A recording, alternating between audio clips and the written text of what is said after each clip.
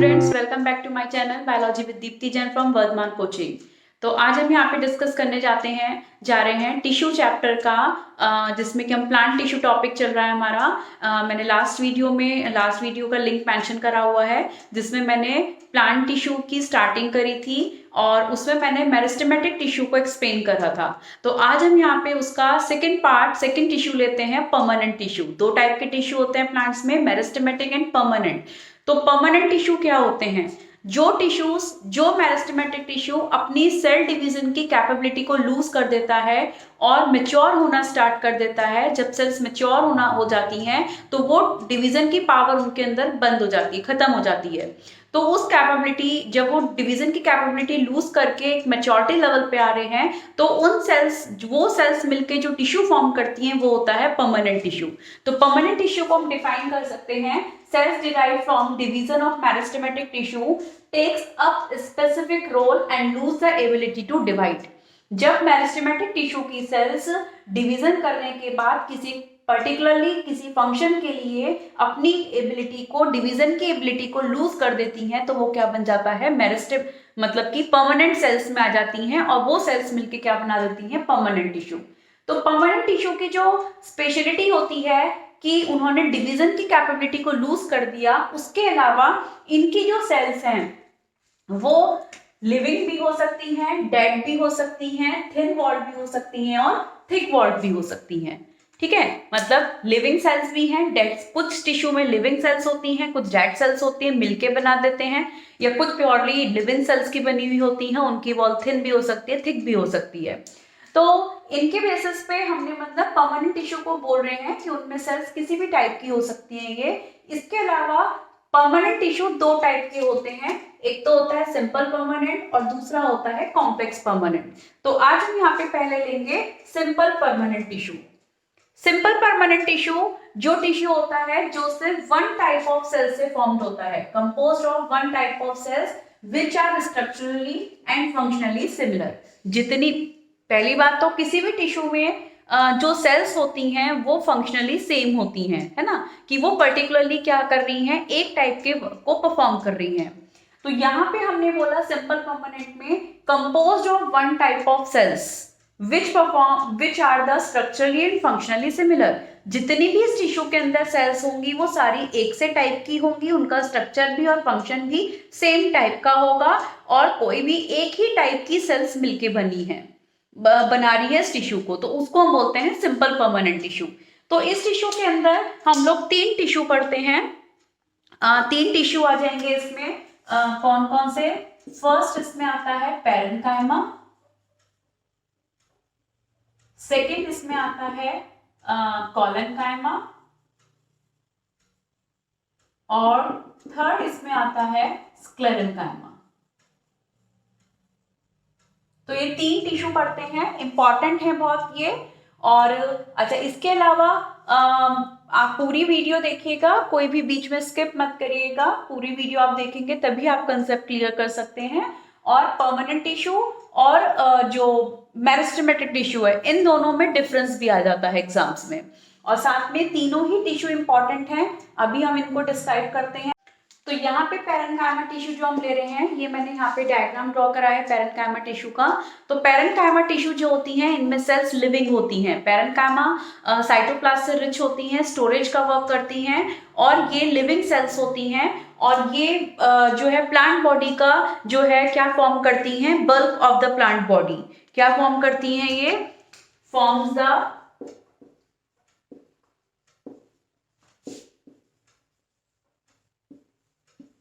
Bulk of the plant body. ठीक है, अब ये जो सेल्स हैं इनकी cells oval, round, polygonal, elongated किसी भी शेप में हो सकती है ना। शेप जो है इनकी जो है क्या बोल रहे हम? ओवल हो सकती है, राउंडेड हो सकती है, पॉलीगोनल हो सकती है, और क्या हो सकती है? साथ में इलोंगेटेड भी हो सकती है। ठीक है, किसी भी टाइप की इनमें से शेप मिल सकती है। और साथ में ये जो शो करती हैं वो क्या होती हैं? आइसोडाइमेट्रिक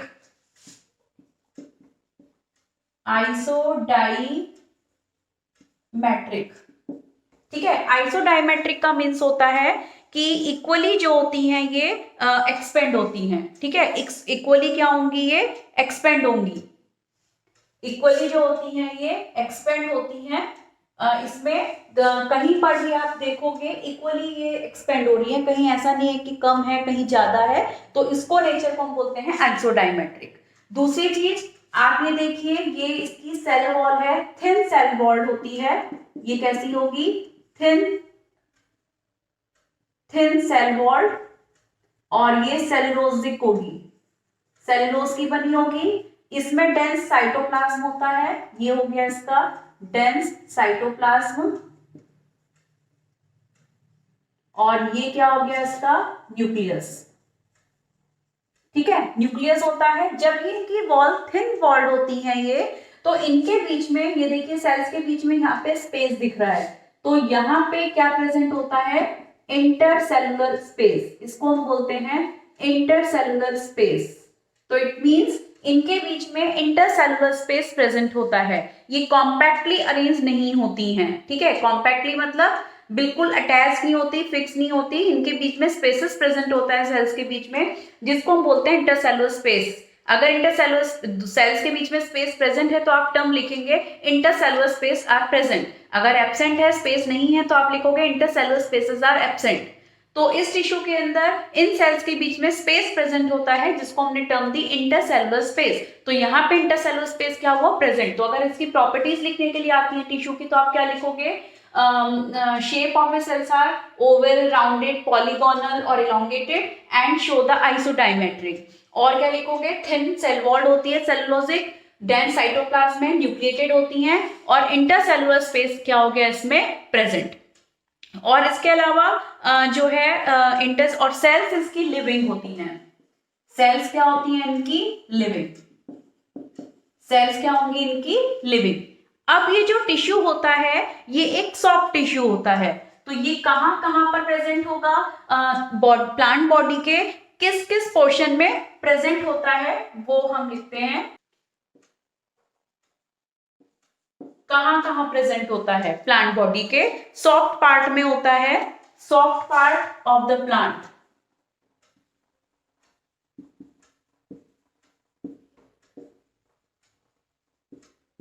जैसे कि सॉफ्ट पार्ट में क्या क्या पार्ट आ जाएंगे, जैसे हो गया सपोज करिए cortex of fruits,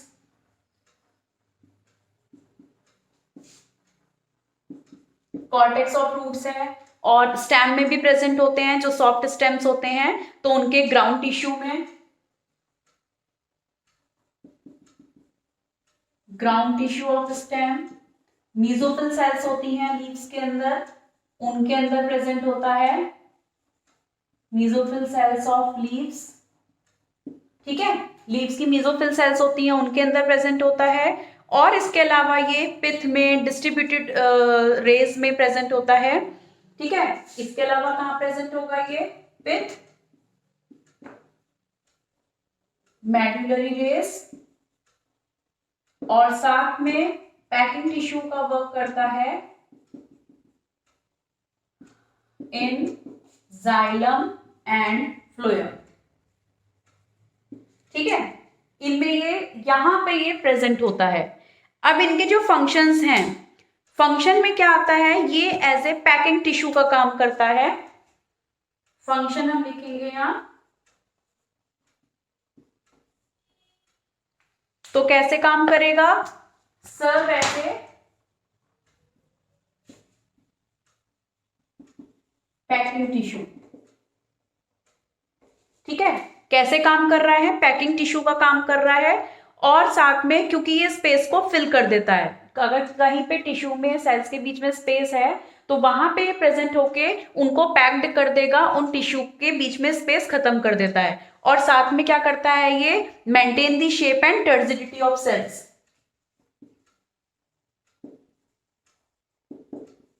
maintain the shape and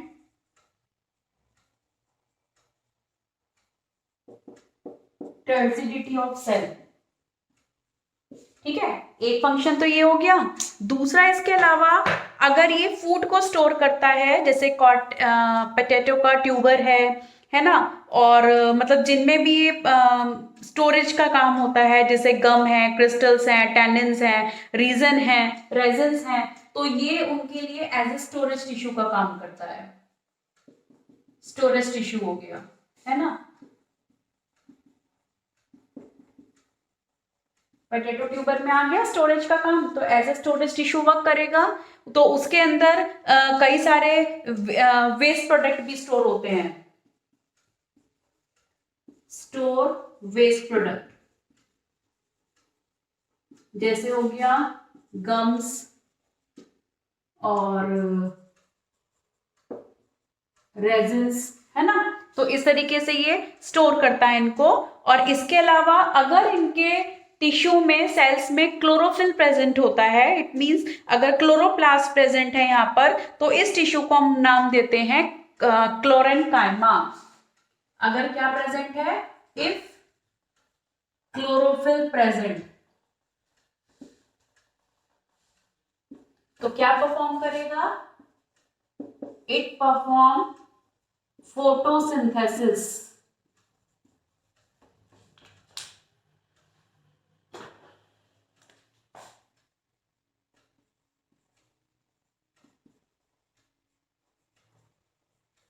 photosynthesis, और टिश्यू को जो नाम देंगे हम देंगे क्लोरेन्काइमा। क्लोरेन्काइमा। अगर कहीं क्वेश्चन आता है क्लोरेन्काइमा कहाँ प्रेजेंट है, तो ये आप लीव्स में लिखोगे मेसोफिल सेल्स ऑफ लीव्स के अंदर, क्योंकि इनके अंदर क्लोरोफिल प्रेजेंट है जो फोटोसिंथेसिस परफॉर्म करती हैं। इसी तरीके से इंपॉर्टेंट है इसके फंक्शंस बहुत ज्यादा, तो इसी तरीके से यहाँ लिखी हूं मैं इसके फंक्शंस। तो अगर इसी तरीके से जो हाइड्रोफाइट्स प्लांट्स होते हैं, यानी कि एक्वेटिक प्लांट्स होते हैं, उनके अंदर जो है ये कैविटीज बना के रहता है उनको बॉयंसी प्रोवाइड करने के लिए। तो अब टिश्यू ये कहलाता है एरेन्काइमा, जो एक्वेटिक प्लांट्स हैं।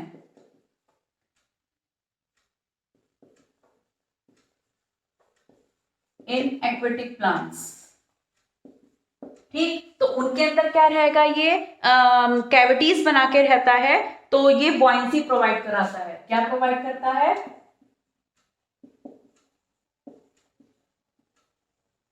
Provide buoyancy. तो तब इसको हम बोलते हैं एरेन्काइमा, ठीक है, तब हम इसको बोलेंगे एरेन्काइमा, ठीक है। अब इसके बाद अब इसी तरीके से सक्लेंट प्लांट्स होते हैं, जीरोफिटिक प्लांट्स होते हैं, तो उनमें parenchyma as a water storage का काम करता है। अगर कौन से प्लांट हो गए, इन जीरोफिटाइट्स। जीरोफाइट्स मतलब जो सक्लेंट प्लांट्स हैं, डेजर्ट प्लांट्स हैं, उनके अंदर ये क्या करता है, स्टोर द वाटर। उसके अंदर किसका काम कर रहा है, वाटर को स्टोर करने का, जो सक्लेंट प्लांट्स होते हैं,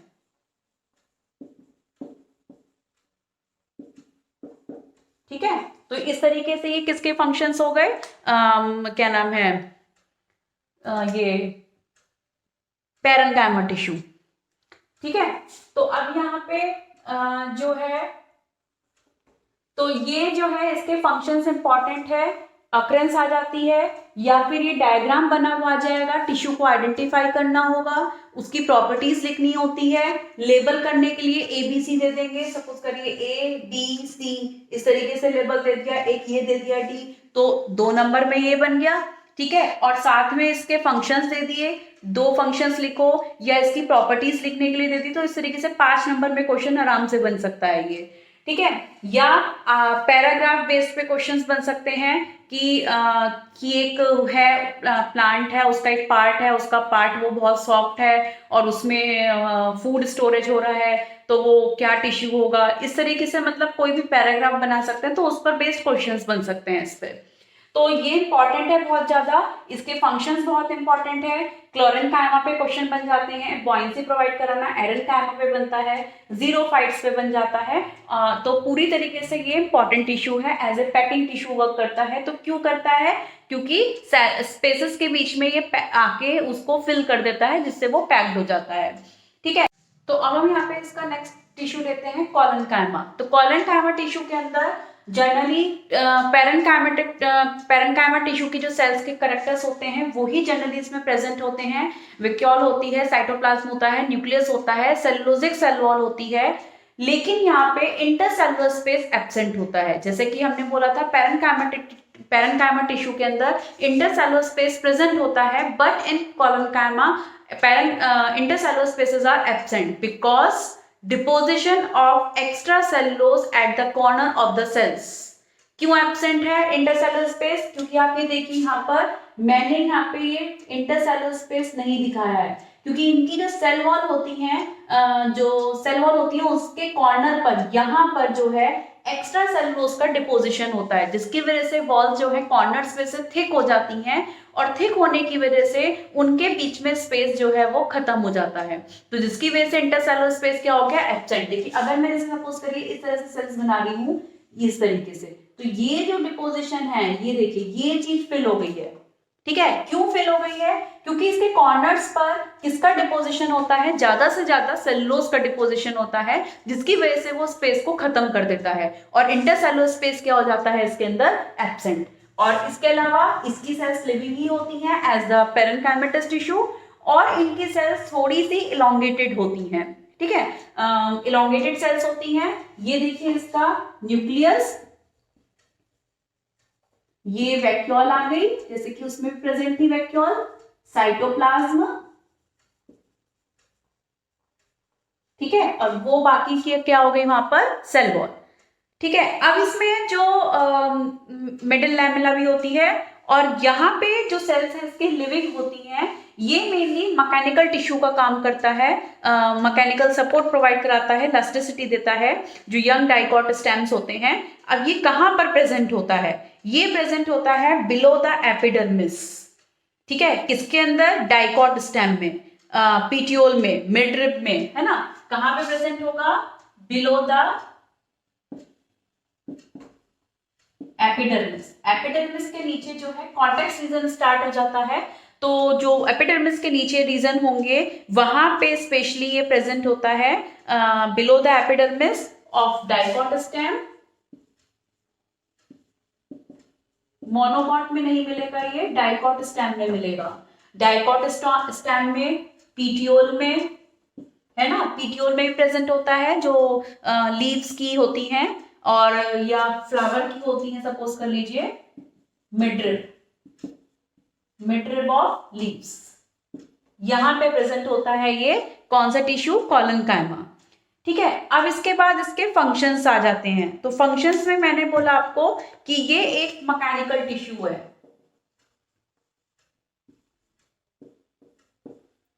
क्या है ये? As a mechanical tissue in young dicot stem.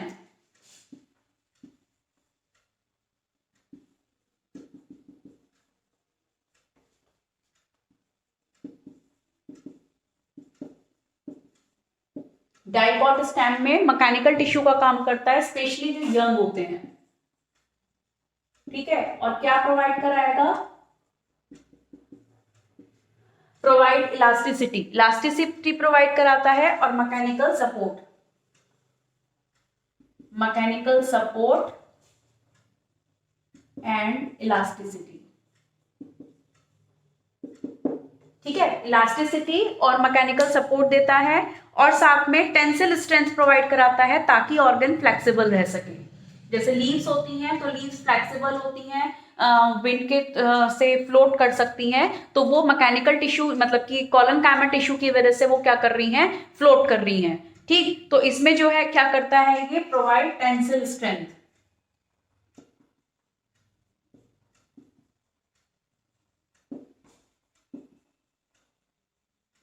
ठीक है, provide the tensile strength with flexibility.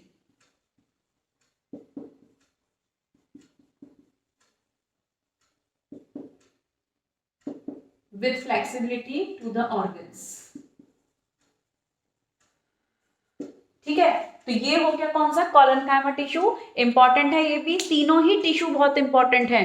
अभी तीसरा हम लेंगे स्क्लेरेनकाइमा। तीनों में कंपैरिजन भी आ जाता है, सिमिलैरिटी भी पूछ सकते हैं, और डिफरेंसेस तो पूछते हैं। और डायग्रामेटिकली क्वेश्चंस भी आ सकते हैं, डायग्राम बना के उसको आइडेंटिफाई करना, कहाँ पे प्रेजेंट है, क्या फंक्शंस हैं, और लेबल करने के लिए ऐसे क्वेश्चंस आ जाते हैं।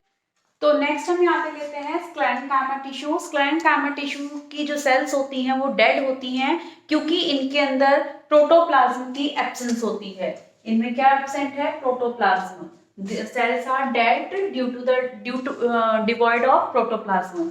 इसके अलावा सेल्स लिग्निफाइड होती हैं जिसकी वजह से इनमें इंटरसेलुलर स्पेस एब्सेंट होता है। अभी तक हमने जो पैरेंकाइमा पढ़ा उसमें इंटरसेलुलर स्पेस प्रेजेंट है और कॉलमकाइमा में भी एब्सेंट था, बट उसकी सेल्स लिविंग थी। लेकिन इसकी सेल्स भी डेड भी हैं और इसमें इंटरसेलुलर स्पेस दोनों ही चीज एब्सेंट है। इसके अलावा ये दो टाइप की होती हैं, फाइबर्स एंड स्क्लेरेट्स।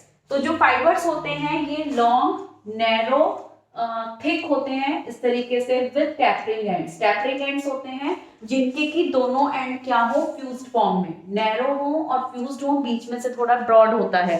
तो ये फाइबर्स होते हैं और इसमें छोटे छोटे पिट्स प्रेजेंट होते हैं इस तरीके से, ठीक है, पिट्स प्रेजेंट होते हैं। तो ये क्या नाम है, फ्लोएम मतलब जाइलम में बनाते हैं फाइबर्स होते हैं और ये नैरो, थिक, लिग्निफाइड होते हैं विद टैपरिंग एंड। और इनकी जो लेंथ होती है सेल्स की वो प्लांट्स पे, डिफरेंट प्लांट्स में डिफरेंट होती है, 1 मिलीमीटर टू 550 मिलीमीटर। जितनी ज्यादा लेंथ होगी उतना ज्यादा फाइबर की लेंथ होती है। तो ये फाइबर हो गया इस तरीके से। इसी तरह से दूसरी सेल्स होती हैं इसमें स्क्लेरेट्स, जो कि इररेगुलर शेप में होती हैं, या तो वो टिश्यू स्क्लेरेट से मिलके बना होगा या फाइबर से मिलके बना होगा, ठीक है। मतलब कि हमने बोला था ना सिंपल परमानेंट में कि एक ही टाइप की सेल्स होती हैं, तो अभी तक हमने दोनों टिश्यू में देखा कि एक ही टाइप की सेल्स थी पूरी बॉडी में, पूरी टिश्यू के अंदर। उसी तरह से इसमें भी अगर एक टिश्यू है तो या तो वो फाइबर से मिलके बन रहा है या फिर स्क्लेरेट से मिलके बन रहा है। तो इसमें जो इनकी शेप इरेगुलर होती है, डेड होते हैं, डिफरेंट पार्ट्स में मिलते हैं ये, जैसे कॉर्टेक्स है, पिथ है, फ्लोएम है और हार्ड सीड्स हैं। इसके प्रेजेंस इनमें प्रेजेंट होता है। इसके अलावा ये टिश्यू कहाँ कहाँ पे प्रेजेंट होता है? सबसे इंपॉर्टेंट चीज जो 1 नंबर में बहुत क्वेश्चन पुट अप होता है, हस्क ऑफ कोकोनट किस टिश्यू का बना होता है? उसमें कौन सा टिश्यू प्रेजेंट होता है? स्क्लेरेंकाइमा। तो हस्क ऑफ कोकोनट में स्क्लेरेंकाइमा होता है, जिसकी वजह से इससे रोप्स वगैरह जो है फॉर्म करी जाती हैं, कॉर्ड्स फॉर्म्ड होते हैं, ब्रशेस फॉर्म्ड होते हैं। बाकी प्लांट बॉडी में स्टेम्स में, रूट्स में, वेन्स ऑफ लीफ और हार्ड कवरिंग जो होती है सीड की, नट्स की, उनमें प्रेजेंट होता है। और एक चीज और, जो फ्रूट्स में क्रंचीनेस आती है, जैसे कि पियर्स में होता है, तो उसमें जो क्रंच आता है वो किसकी वजह से होता है? इस स्क्लेरेंकाइमा टिश्यू की वजह से। तो स्क्लेरेंकाइमा टिश्यू थोड़ा सा हार्ड बोल सकते हो आप उसको। तो वो जो क्रंची नेस होती है वो किसकी वजह से आती है? स्क्लेरेंकाइमा टिश्यू की वजह से। इसके अलावा जो इसका फंक्शन है as a mechanical and protective tissue के नाम से जाना जाता है ये टिश्यू। और इसके अलावा स्ट्रेंथ प्रोवाइड करता है, रिजिडिटी देता है, फ्लेक्सिबिलिटी देता है, इलास्टिसिटी देता है प्लांट ऑर्गन को। तो अगर हम इसका डायग्राम ड्रॉ करते हैं टिश्यू का, तो इसके अंदर जो सेल्स होती हैं वो हम बोल रहे हैं कि एक तो डेड होती हैं सेल्स, और दूसरा इनकी सेल्स में जो है इंटरसेलुलर स्पेस एब्सेंट होता है, और इनके जो सेल वॉल होती है लिग्निफाइड, यानी कि सेलुलोज की तो सेल वॉल होती है लेकिन इनके ऊपर डिपोजिशन किसका होता है? लिग्निन का, जिसकी वजह से हम इसको बोलते हैं लिग्निफाइड, ठीक है। लिग्निफाइड का मतलब deposition of lignins on the cell wall. तो इस तरीके से ये सेल वॉल होंगी, इनमें प्रोटोप्लाज्म भी एब्सेंट है ऐसे, ठीक। और कॉर्नर्स पे बहुत ज्यादा थिक होंगी क्योंकि यहाँ पे क्या हो गया? लिग्निन का डिपोजिशन होके स्पेस एब्सेंट हो गया, ये चीज, ये जो फिल हो रही है, ये क्या चीज आ गई? Intercellular space absent. अगर मैं इस तरह से बना रही हूँ सेल्स को, तो ये पूरी तरीके से यहाँ पर ये जो चीज है ये खत्म हो रही है, ये डिपोजिशन पूरा यहाँ पे क्या है? पैक्ड है, क्योंकि यहाँ पूरे में क्या है? लिग्निन का हाईली डिपोजिशन है। तो जिसकी वजह से ये सेल्स के बीच में इंटरसेलुलर स्पेस एब्सेंट होता है। और जो है ये मोस्टली मतलब जैसे पैरेंकाइमा सॉफ्ट टिश्यू में, सॉफ्ट पार्ट में मिलता है प्लांट के, तो तो ये थोड़ी हार्डनेस प्रोवाइड करता है क्योंकि मैकेनिकल स्ट्रेंथ दे रहा है, प्रोटेक्टिव नेचर में है और फ्लेक्सिबिलिटी, रिजिडिटी, इलास्टिसिटी प्रोवाइड कराता है प्लांट पार्ट्स को। तो इसमें स्क्लेरेंकाइमा इंपॉर्टेंट है। डिफरेंस क्या आ गया तीनों टिश्यू के अंदर कि पैरेन्काइमा लिविंग सेल्स का बना है, इंटरसेलुलर स्पेस प्रेजेंट है, सेलुलोजिक सेल वॉल है थिन, लेकिन कॉलनकाइमा में सेलुलोजिक सेल वॉल है बट कॉर्नर स्पेस थिक होती हैं, एक्स्ट्रा सेलुलोज डिपॉजिट होता है जिसकी वजह से उनमें इंटरसेलुलर स्पेस एब्सेंट है। इसमें इंटरसेलुलर स्पेस एब्सेंट है क्यों है? क्योंकि इनकी सेल वॉल लिग्निफाइड है, सेलुलोज के ऊपर लिग्निन का डिपोजिशन हो रहा है, ये सेल्स डेड है। कॉलनकाइमा और पैरेन्काइमा की दोनों की सेल्स लिविंग थी लेकिन इसकी सेल्स क्या हो गई? डेड हो गई। और बाकी अकर्नेंस हो गई, कहाँ कहाँ पे प्रेजेंट है? दो टाइप की, फाइबर्स और स्क्लेरेट्स टाइप का होता है ये स्क्लेरेंकाइमा टिश्यू। तो तीनों ही टिश्यू इंपॉर्टेंट है, सिंपल परमानेंट एग्जाम्स में बहुत पुटअप होते हैं, तीनों में डिफरेंस आ जाता है या पर्टिकुलरली डायग्राम के थ्रू आ सकता है या सिंपली कोई पार्ट दे देंगे उसमें पूछ लेंगे कि इसमें कौन सा टिश्यू प्रेजेंट है। जैसे मैंने अभी पियर का एग्जाम्पल दिया कि पियर में जो क्रंच आता है, क्रंचीनेस आती है किसी फ्रूट में, वो किसकी वजह से आती है? स्क्लेरेंकाइमा टिश्यू की वजह से। तो ये रीजन वाइज क्वेश्चंस भी पूछे जा सकते हैं, तो इंपॉर्टेंट है। तो हम नेक्स्ट टॉपिक देखते हैं नेक्स्ट वीडियो में। So see you on the next video, have a nice day, bye bye.